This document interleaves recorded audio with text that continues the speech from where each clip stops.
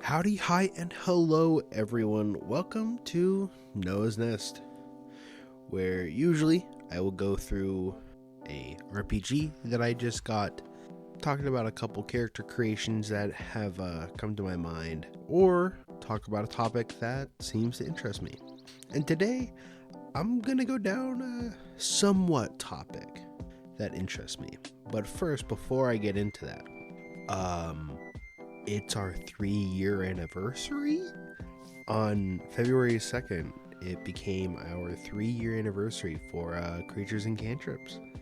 And I am extremely happy and extremely thankful that we were able to do this podcast for this long, because a lot of podcasts don't even last a whole entire year, let alone a full-on 3 years later. I want to say extremely thank you for everyone, and thank you for staying and watching and listening and joining us for everything. 3 years is a long time, but I'll be here for hopefully another 3 years, and maybe even 3 more. Who knows what's gonna fucking happen. But anyway, thank you once again. But let's talk about the topic that kind of interests me today. And it's not even really a topic, it's more like a question. So when you think of what if, most people think of the Marvel what ifs, the alternate universes and all that jazz. How about I go into a somewhat alternate universe and do a what if? So, what if your stats were based on real life skills? Imagine this. You're sitting down, you're getting ready to roll up a new character, but instead of rolling dice or buying points or figuring out what your character is, what about you determine what your strength, your dexterity, charisma, or whatever else as your actual abilities in real life? Would that change how you would play? Would it make it more fun or immersive? Or would it just be like, eh? So, let's dive in. So, in most RPGs, there's usually 6 scores, mainly in D&D, but it also changes throughout all other RPGs. But we got strength, dexterity, constitution, intelligence, wisdom, and charisma. Let's try and translate it to the real life. So for strength, kind of obvious. Can you lift yourself up? Can you lift a couch? Do you have struggle picking up a gallon of milk? Your strength might be based on how much you could possibly deadlift, or out of your friend group, who can be the best at arm wrestling. Next could be dexterity. Are you good at dodging dodgeballs? Can you juggle? How's your hand-eye coordination? It could really determine your reflex tests, agility drills, or even how fast you can type on a keyboard. Or if you really want to pull it, you can do the fitness gram pacer test, but I do not suggest that. Next is constitution. Could be how long can you go before you pass out, or maybe even how often do you get sick. It pretty much ties, for this constitution, you could tie it to like your endurance. How long can you run? How well can you handle stress? Or even how often can you catch a cold? Next is intelligence. Are you book smart? Can you solve math problems pretty easily? Do you know a little bit about past history? Just measure your IQ test. Maybe some trivia. Or even how well can you pick up things out on the fly? Next is wisdom. Do you have good instincts? Are you good at reading people or avoiding bad decisions? Can you understand when something good or something bad might happen? Wisdom can be based about like your life experience. mindfulness, or like the ability to recognize when something's off. And charisma. Can you talk your way out of something so you aren't in trouble? Can people enjoy listening to you? Base it really off of like your social skills. Are you able to talk in public fairly easily, or just think of how confident you are in a conversation? So the next question that we could go to is, how would you score yourself? Would you be a well-balanced adventurer, or would you just have like a high stat while everything is kind of bad? If TTRPGs were used for real life stats, there would be a couple different ways that you would kind of have to play. Right off the bat, there would be no more power fantasy.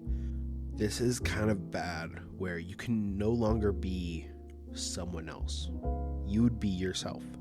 Some people don't want to be like that. Some people just want to be the all and high mighty hero that everyone deserves, that everyone loves.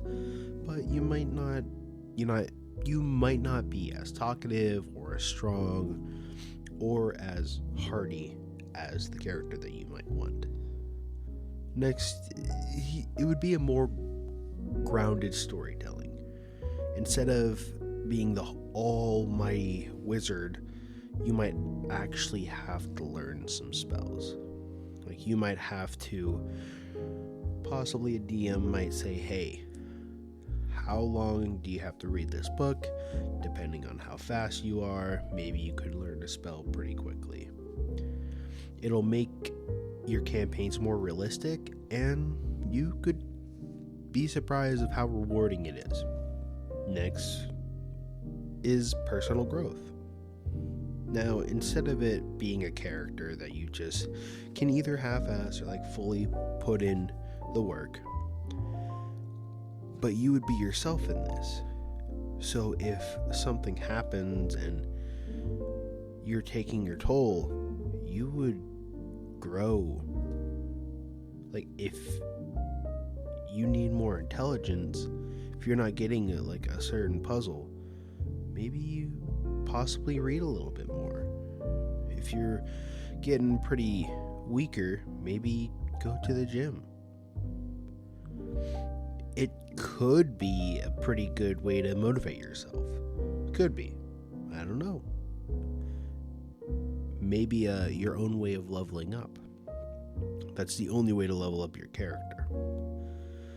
And lastly, it's going to be hilarious. It'll be more realistic, but hilarious in my opinion. You might get the party's quote-unquote tank, might be the strongest person in your friend group, and then maybe the wizard is actually just someone that reads a lot. So you could get a couple different friends together. Maybe your rogue could actually be the one that surprisingly sneaks food out of the fridge and no one notices. It would change how everyone would want to play, and it could be kind of funny to bring out, hey, I've been stealing food for the past month and no one's noticed. I guess I'm a rogue. So next, I'll go through a little bit of pros and cons of, would it actually be fun? The concept might sound interesting, but could it be fun? So some pros I have are, it's immersive. Obviously, you're playing yourself, you're making your own decisions. Whatever you choose is what you would do in that actual scenario. It's a fairly unique challenge, where instead of being a hero, you have to rely on your own strengths and work around your own weaknesses. Same thing as your friends. They have strengths, you have strengths, and they have weaknesses, you have weaknesses. It can be a tough challenge, but it could also be really fun. And lastly, it encourages real life skill growth. If you want to be better at the game, maybe your DM will be like, hey, if you show me that you went to the gym, you can give yourself a point. If you show me that you're able to eat, don't actually do this, like a old piece of chicken that's been in the fridge for a while, I'll give you an extra point in Constitution. And if you've been through different adventures in your life, here, have some more points in Wisdom. Some cons that we have, though, it might be a little bit too real, because a lot of people like trying to escape reality. They don't want to be a part of this world. They want to be someone else. Well, with this type of concept, it would be too much for some people. It would be very, very hard to balance. Some people might have higher stats than other people, and it could make a lot of things unfair. Like, you could have a friend that works out a lot, runs all the time, and is very, very smart, but you yourself might be like, you don't go to the gym much, but you're not too bad. You passed high school, you didn't choose to go to college, and maybe not as much life has hit as some of your other players, and it would be very unfair. And lastly, it could really get discouraging, because if your real life stats aren't good, it might not be as fun to play. It is possible that your skills might be full on common level. You would get no bonuses. But I think would be good for a one-shot experiment rather than a full campaign, because doing it only once can be like, oh, that was kind of fun, but I wouldn't want to do it again. But if you're stuck in a full campaign, well, then you're kind of stuck with it, and then at some point, possibly, someone might be like, I don't want to do this anymore.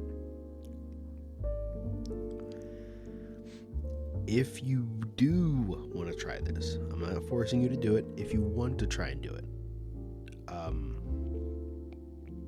and you want to try and make it work without becoming too frustrating, I got a couple things that you can try. Use a point system. Instead of strictly real life stats, distribute points based on their abilities. So maybe like do an arm wrestling contest with your friends, seeing how strong you are. Maybe do a quick test on how fast people are on typing a certain paragraph on the keyboard. Like I said earlier, don't actually try this, but like maybe eat something that's a little bit old, maybe spoiled. Don't actually. I'm just giving an example. Or maybe see how fast someone can read a book, or do a little bit of trivia before a game. Use a point system and kind of test it out before. Skill-based progression. If they are training or wanting to train their skills in the game, let them do it in real life. So if they're actively working out or training their endurance or trying to have more life moments, give them more skills, give them more points in these abilities. Keep it lighthearted, make it easygoing, make it fun. Don't be super strict about getting all these certain skills up. You can exaggerate. You're not forcing it upon each other. Just keep it entertaining. And lastly, play it in a modern world RPG. You could use like Monster of the Week or a Call of Cthulhu-esque game. Don't try and do D&D. It'll be way too confusing at this point, in my opinion. But keeping things simple and easy will make it easier for you for sure. So, what do you think? Would it be possible? Do you think you would have fun? What would your highest and lowest scores be? I would really love to hear your thoughts. You can reach us out on Instagram, Facebook, TikTok, YouTube, anything at Creatures and Cantrips. You can also send us a email at creaturesandcantrip@gmail.com. Don't worry, I don't bite. If you want to give us some topic ideas or interests that you have, let us know. If you enjoyed this episode, make sure to check out all of our other Noah's Nest and all of our older episodes from the past. Some of them are more fun than others, but you just gotta check it out. Thank you all. Like, share, comment, rate us 5 stars. It helps us a lot. We have a Patreon and Buymeacoffee. You don't have to give us money. It is just there if you want to support us in any shape, way, or form.